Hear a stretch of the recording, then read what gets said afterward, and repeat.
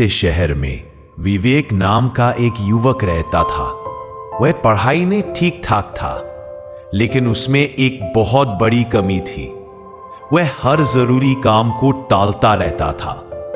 जब भी उसकी माँ या पिता उसे पढ़ने के लिए कहते, वह हंसकर कहता, अभी बहुत वक्त है, कल से पढ़ाई शुरू करूंगा। यही कहते कहते उसके 3 साल बीत गए। स्कूल के रिजल्ट आए, विवेक फेल हो गया। घर वालों ने समझाया, बेटा समय की कदर करना सीखो। जो समय आज गया वह फिर कभी लौट कर नहीं आता। लेकिन विवेक को कोई फर्क नहीं पड़ा। वह शहर गया पढ़ाई करने, लेकिन उसकी आदतें नहीं बदली।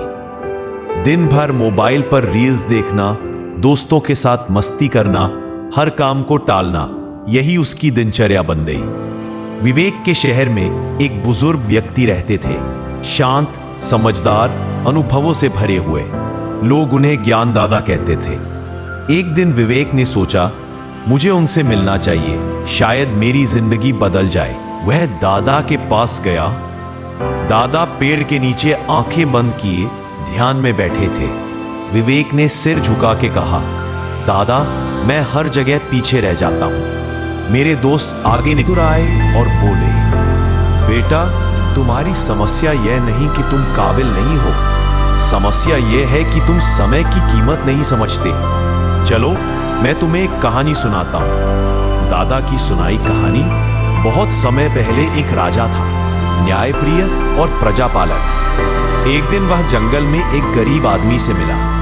मैले कपड़े, थका चेहरा, निराश जीवन। राजा ने पूछा, क्या तुम कुछ करना नहीं चाहते? गरीब व्यक्ति बोला, कोशिश की लेकिन कोई साथ नहीं देता, लगता है किस्मत खराब है। राजा मुस्कुराया, आज मैं तुम्हें एक मौका देता हूं। सूर्यास्त से पहले अगर तुम मेरे महल में आ जाओ और जितना सोना ले जा सको वह सब तुम्हारा होगा। गरीब आदमी खुश हो गया, दौड़ता हुआ घर गया, पत्नी को बताया। पत्नी बोली, जल्दी जाओ कहीं देर ना हो जाए। पर वह बोला, पहले कुछ खा लूं, बहुत भूख लगी है, फिर जाऊंगा। पत्नी ने खाना बनाया, धीरे धीरे खाता रहा, फिर नींद आने लगी। उसने सोचा, थोड़ी देर सो लेता हूं, और सो गया। 2 घंटे बीत गए, उठकर भागा, गर्मी थी, पेड़ के नीचे विश्राम किया और फिर सो गया। 4 घंटे और बीत गए, लेकिन महल पहुंचते पहुंचते दरवाजे बंद हो चुके थे।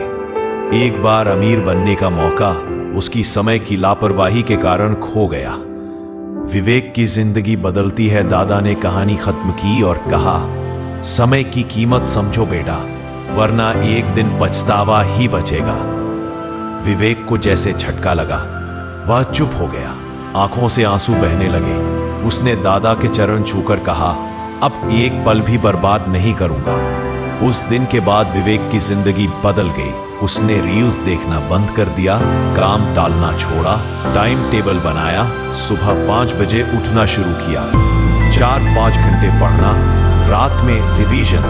दोस्तों की बजाय किताबें उसकी दोस्त बन गई। कुछ महीनों में उसका आत्मविश्वास बढ़ा, पढ़ाई में निखार आया और जो विवेक सबसे पीछे था अब क्लास का टॉपर बन गया।